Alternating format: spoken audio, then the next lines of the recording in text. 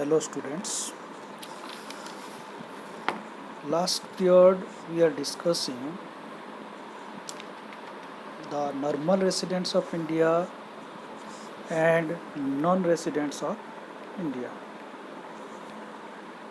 And I had given that some examples of normal residents of India and non-residents of India.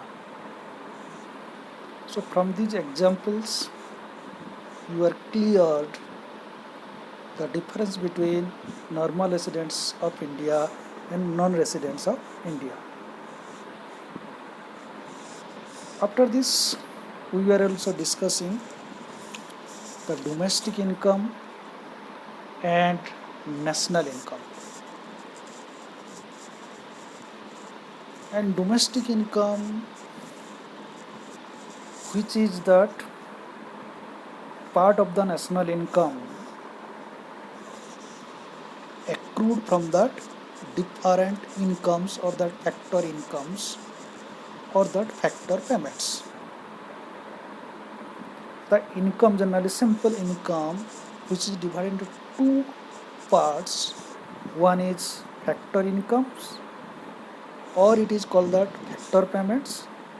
Another is that transfer incomes, or it is called that transfer payments, or it is also to be called that unilateral payments. What do you mean by factor incomes? We have already known there are four factors of productions: land, labor, capital, and organization or the entrepreneurship. These are the four factors of productions. So this factor incomes from this factor production, like for the uses of the land, the payment is given by that farm or the producer as a rent, and for the labor, the payments for the labor is wages at that salaries, which is to be also called that compensation employees in different ways. Why it is to be called that compensation employees? Because not only that wages and salary is to be paid by that employer, other factors are to be paid,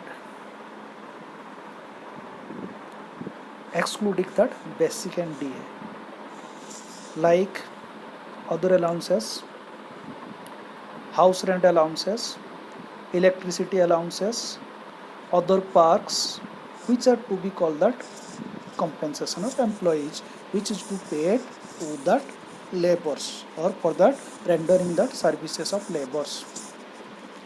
The third one, capital, which is used by the firm and pay that interest, and all these factors united by that entrepreneurs who earns that profits.